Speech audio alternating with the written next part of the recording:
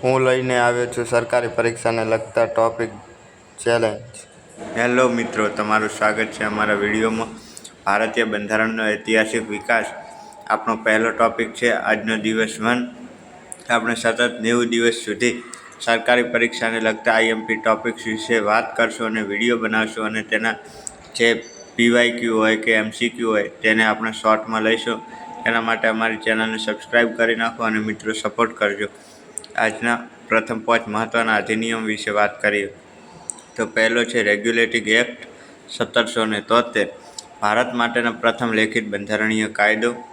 બંગાળના ગવર્નરને governor general of Bengal બનાવ્યા. પ્રથમ ગવર્નર જનરલ કોણ હતું? આ આઈએમપી ક્વેશ્ચન મિત્રો આવી શકે છે. Warren Hastings.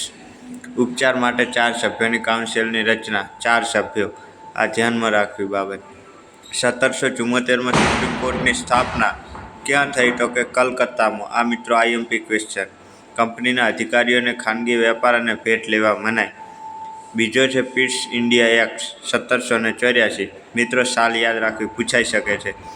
બ્રિટિશ સરકારનું કંપનીના રાજકીય કામો પર નિયંત્રણ. બોર્ડ ઓફ કંટ્રોલની સ્થાપના 1784. Pitt's India Act. વેપારી અને રાજકીય કાર્યો અલગ કરવામાં આવ્યા. દ્વિશાસનની શરૂઆત થઈ. ભારતીય કંપનીના પ્રદેશોને બ્રિટિશ પોઝેશન ઇન ઇન્ડિયા કહેવામાં આવ્યા. મિત્રો દ્વિશાસનની શરૂઆત ક્યાંથી થઈ? પીસ ઇન્ડિયા એક્ટથી. ત્રીજી એક્ટ છે ચાર્ટર એક્ટ 1813માં. ભારત સાથેનો કંપનીનો વેપાર ઇજારો સમાપ્ત. ચીન સાથેનો વેપાર અને ચાનો વેપાર ચાલુ રહ્યો. ખ્રિસ્તી મિશનરીઓએ ભારતમાં આવવાની મંજૂરી. ભારતીય શિક્ષણ માટે દર વર્ષે 1 લાખની જોગવાઈ. ચાર્ટર એક્ટ 1873માં થઈ. મિત્રો યાદ રાખજો. બ્રિટિશ વેપારીઓને ભારતમાં વેપાર કરવાની છૂટ મળે. ચોથી એક્ટ છે ચાર્ટર એક્ટ પણ 1833. મિત્રો યાદ રાખજો, બંને તમને કન્ફ્યુઝન કરશે ને આમાંથી જ પ્રશ્નો કાઢશે. તો ચાર્ટર એક્ટ 1833માં શું કહે? બંગાળના ગવર્નર જનરલને ગવર્નર જનરલ ઓફ ઇન્ડિયા બનાવ્યા. પ્રથમ governor general of India lord William Bentinck. મિત્રો યાદ રાખજો, પ્રથમ ગવર્નર જનરલ ઓફ ઇન્ડિયા તો લોર્ડ વિલિયમ બેન્ટિક. અને ખાલી એટલું પૂછે કે પ્રથમ ગવર્નર જનરલ તો વોરેન હેસ્ટિંગ્સ. કંપનીની તમામ વેપારી પ્રવૃત્તિઓ સમાપ્ત. પ્રથમ કાયદા પંચની રચના. ભારતીયોને સરકારી નોકરીમાં સમાન તક આપવાની જોગવાઈ. ચાર્ટર એક્ટ 1833માં થઈ. મિત્રો યાદ રાખજો. અને ત્રીજી ચાર્ટર એક્ટ 1853. મિત્રો આ 3 એક્ટમાંથી 1 થી 2 ક્વેશ્ચન તો આવી જ શકે છે, એટલે ધ્યાન રાખવું અને આનો સ્ક્રીનશોટ પાડી અને આને એક નોટમાં બનાવી નાખવું. ગવર્નર જનરલની કાઉન્સિલના વિધાન અને કાર્યકારી કામો અલગ કર્યા. કાઉન્સિલમાં 6 નવા સભ્યો ઉમેર્યા.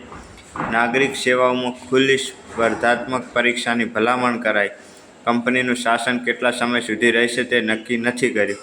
આ છેલ્લો ચાર્ટર એક્ટ હતો. મિત્રો છેલ્લો ચાર્ટર એક્ટ 1853. યાદ રાખજો. મિત્રો આપણે 5 મહત્ત્વના અધિનિયમ વિશે વાત કરી. હજુ બીજા અધિનિયમ વિશે વાત કરશું. જો મિત્રો આપણે 90 દિવસ સુધી મોસ્ટ આઈએમપી જે ટૉપિક રહ્યા તેના વિશે ચર્ચા કરીશું, જે તમને બધી સરકારી પરીક્ષામાં કામ આવશે એવા જ ટૉપિકની આપણે વાત કરશું. તેના માટે મિત્રો અમારી ચેનલને સબસ્ક્રાઈબ કરી નાખો. અને એક વસ્તુ યાદ રાખજો, તમારું ભવિષ્ય તમારી મહેનત પર નિર્ભર છે. અને મિત્રો તમે મને સપોર્ટ કરશો તો આવા વિડીયો વધારે બનાવવાની મારામાં ઈચ્છા જાગશે, જેથી તમારે પણ ફાયદો થશે. કંઈક ને કંઈક તો ફાયદો થશે. જો તમે મારી ચેનલમાં આવ્યા છો તો કંઈક ને કંઈક તો લઈને જશો, લીધા વગર તો નહીં જ જાઓ. એટલે મિત્રો અમારી ચેનલને ફોલો કરી નાખો, સબસ્ક્રાઈબ કરી નાખો. અને જો વિડીયો ગમ્યો તો લાઈક કરો અને કોમેન્ટ કરો, જેથી અમને પ્રોત્સાહન મળે. જો મિત્રો તમે કોમેન્ટ જ નહીં કરો તો અમને કંઈ પ્રોત્સાહન મળશે નહીં. તો મિત્રો આટલી વાત ધ્યાન રાખજો. Thank you.